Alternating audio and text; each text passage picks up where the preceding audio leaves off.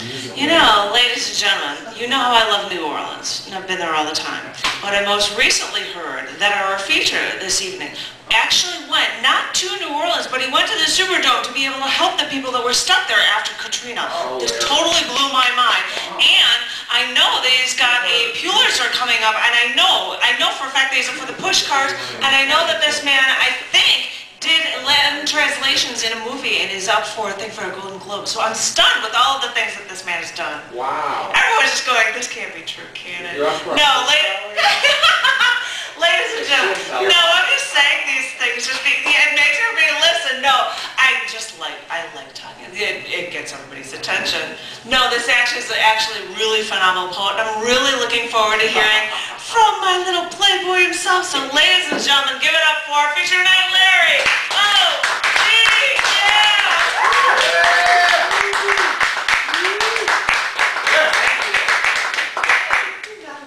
Thank you. I'm honored. I knew you would do a much better introduction than I could possibly come up with. So, and thank you for drawing attention to the best glass available here too. Oh, I get it. Okay. Yes, help keep me moisture. up. He had a little thing going with Barbara Bush. You're not supposed to talk. I'm not supposed to talk about that. I'm marked now for death. Thank you, Charlie. Well, you know, it's great to be here. I'm reading almost entirely new stuff.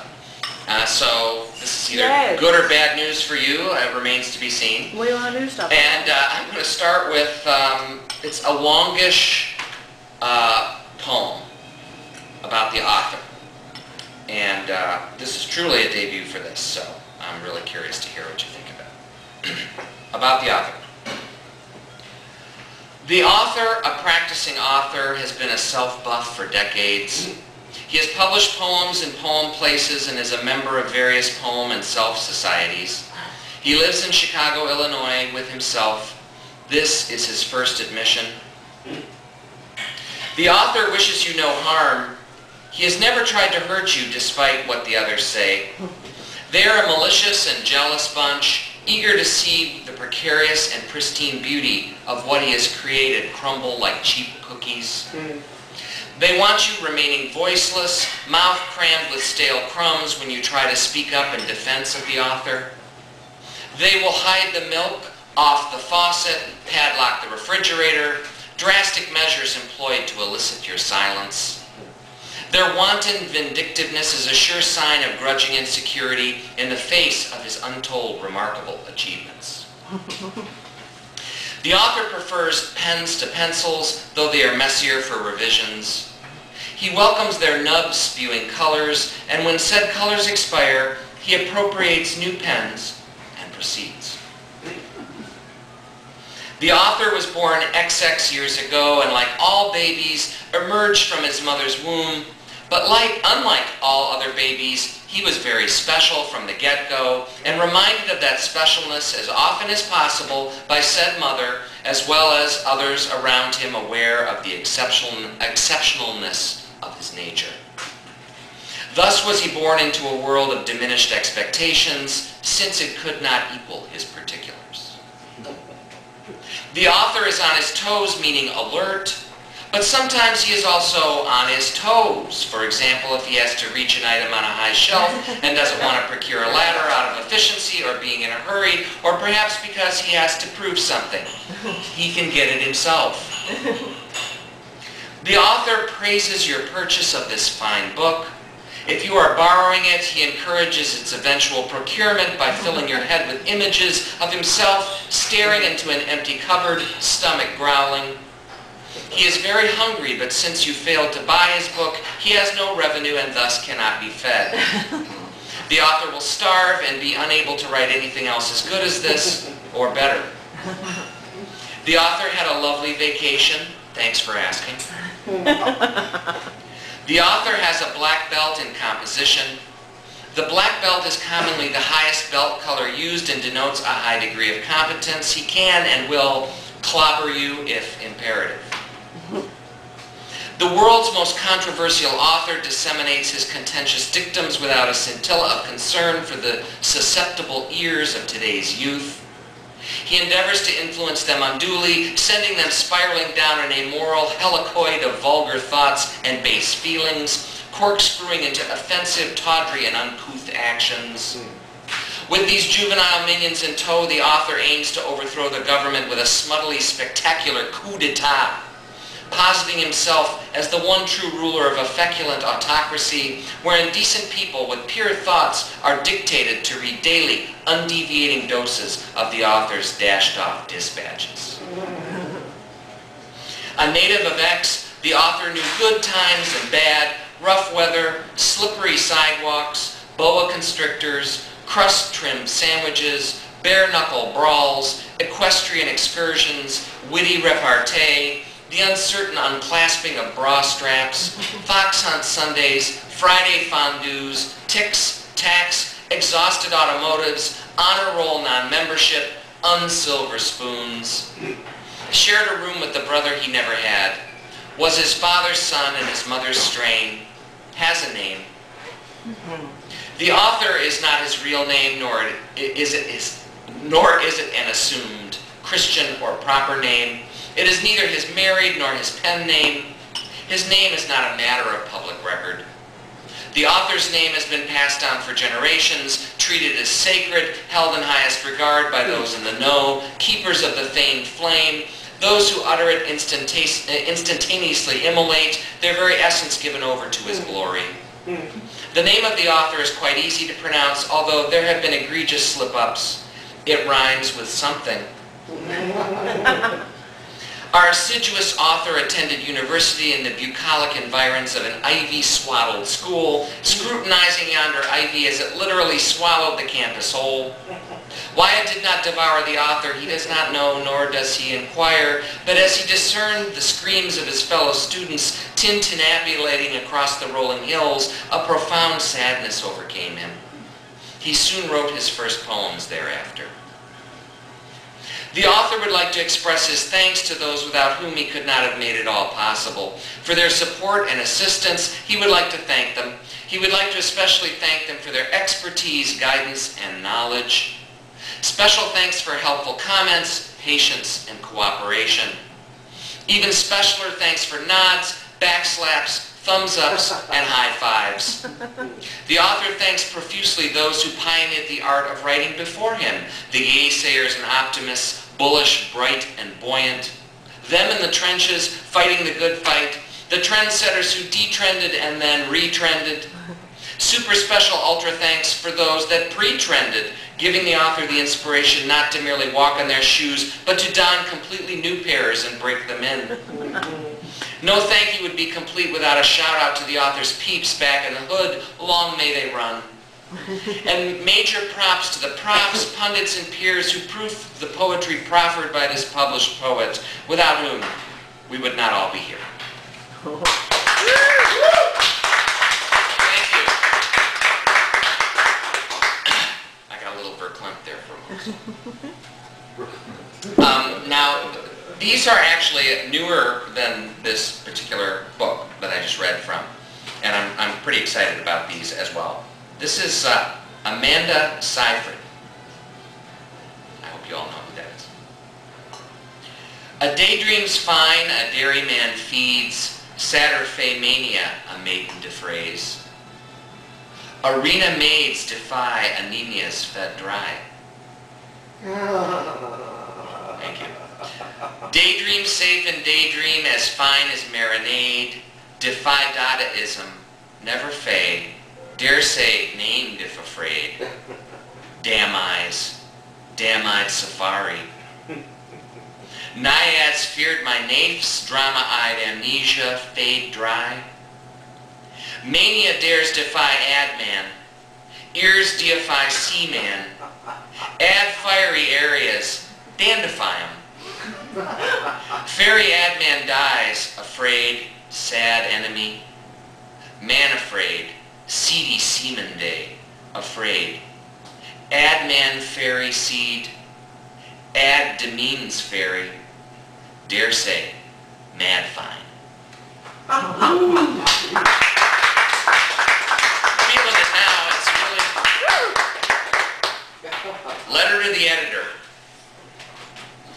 Dear editor, I have seen a lot of things in my long time on this earth, but this one takes the cake. I was on the bus to work, sitting in my usual seat, when along comes a man with a duck on a leash. I mean, walking the duck like it was a pet or something. I have nothing against seeing-eye dogs, and I know it is legal to have them on a city bus, but I have never seen a seeing-eye duck, if that is what it was. And to add insult to injury, the man sat in one seat and sat his duck in the next seat to him, and as I watched this drama unfold, an old lady and a pregnant girl stood the whole ride while the man and his darling duck sat like lumps and ate roasted sunflower seeds. And to top it all off, when they got up, they left a pile of shells behind in both seats, which I know is not hygienic, and a mess besides. As a tax-paying citizen of our beautiful city, I was plenty mad and should have spoke up, as it is my right, but they moved so fast down the aisle and off the bus, the duck even flew for a second over the head of a man sleeping in the front, that by the time my brain caught up with my mouth, they were gone and the hydraulic door had hissed shut and we were on our way to the next stop. I am writing about this shocking incident as a warning to that man and his devious duck. If they ever bother to read the paper, not to be so selfish and sloppy, because I know we can all get along if we remain civilized, and I hope the duck in particular reads this, because I know it wasn't his fault, being that he was a duck and on a leash, and would likely just as well have been paddling on a pond or something with other ducks, and not riding a city bus with his inconsiderate master. I wish I could tell him this myself, but I don't speak duck.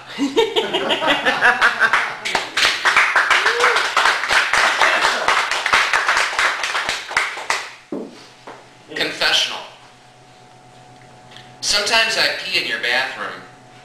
I turn on the faucets and the rushing water helps me get done fast. I like the sound of your toilet flushing. My own is nothing to write home about.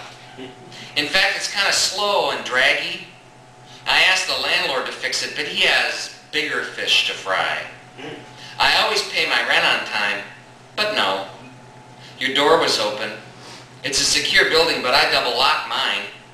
You can't be too careful. Once I stepped into your tub. Those colorful sea life decals really made my day. I took off my shoes first. I wished I could have taken a bath then and there, but I got scared. I jumped out and grabbed my shoes, and when I saw my reflection in the mirror, I was as white as a ghost. I won't do that again. Your soap smells nice.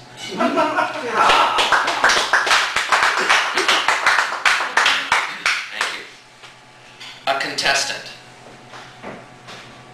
Obliged to clap when the applause sign is lit, her smile beams candid charisma to throngs. Wriggling through a transparent oblong box teeming with earthworms, then catapulted into a cramped reservoir of molasses, she stands, panting, quivering hand hovering above the buzzer, while the genial host makes chit-chat and jokes at her expense. She came in third.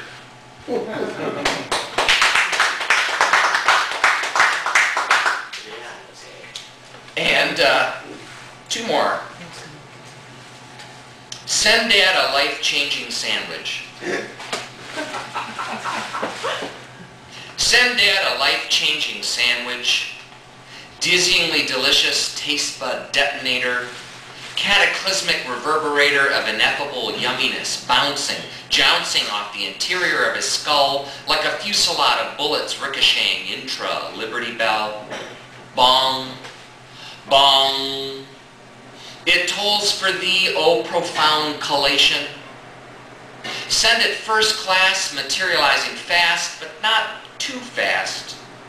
This epiphanic, transformative nosh will change his life, restart the clock, reboot the system, revamp his image from common gobbler to qualified connoisseur, necessitating time to acclimate. Like a deep-sea diver, he cannot swim surfaceward at too brisk a clip, lest he double over with the bends sinking like a stone. Dad's consumerist sentience flashing before widened eyes with each thoughtful mastication, every munch, crunch, or nibble, focused flexion of jaw and muscle, has been wasted on lesser consumptions, squandered and misspent on trite tastings, everyday eats. Today is the first day of the restaurant of his life.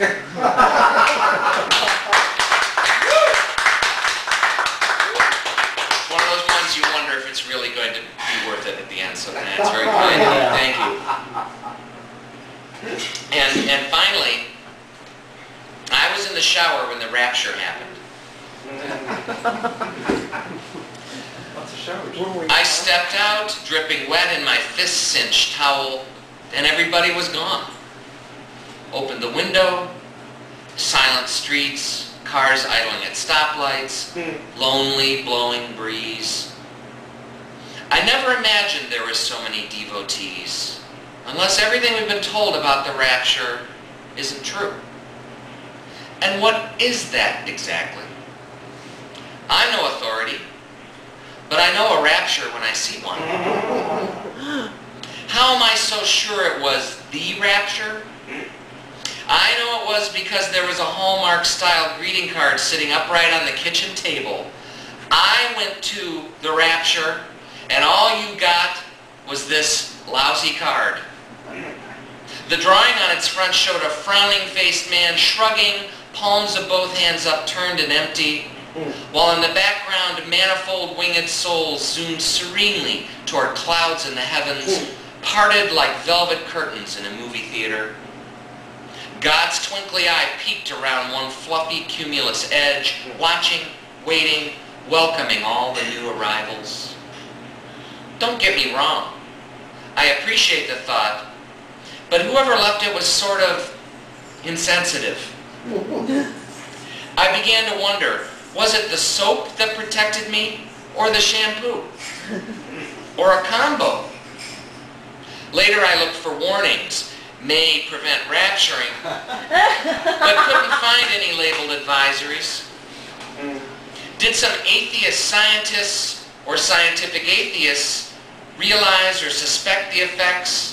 And was this their way of defying God's will, of thumbing their well-scrubbed and perfumed noses at even the notion of an afterlife? Clean and solitary, the answer ceased to matter. Yet every day since, I step into the tub again and lather, rinse, repeat, lather, rinse, repeat, lather, rinse, repeat. No tears, formula soapy suds streaming down my cheeks like the salty secretions these eyes can't muster. Thank you. Muchas gracias. Thank you. Please get over here and get up to say it's up. Give it up one more time proper for this man.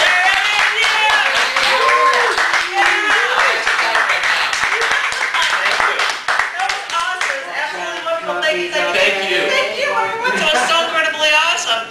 Now, if, although you guys got to see it live, you will have a podcast for it available at chaoticarts.org/thecafe. You can check it out on iTunes, or you can even go to the website to see it on YouTube if you guys would like.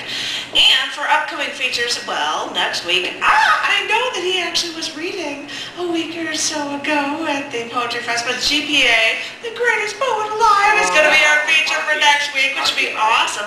And then Martin Alban is the week after that on April 26th. Then in the beginning of May, we got Maureen Flannery, and then on May 10th, it's Hard Work. Now, we had originally Charlie Newman was going to be up on May 17th, but right now it's open, and there is a chance that I might be getting Kathleen Shandelmeyer up for the feature for that. We will see, or else it's in the beginning of June. So everybody, there's a great lineup of people coming up. I know you can see it on podcast, but come on over here for it, and thank you very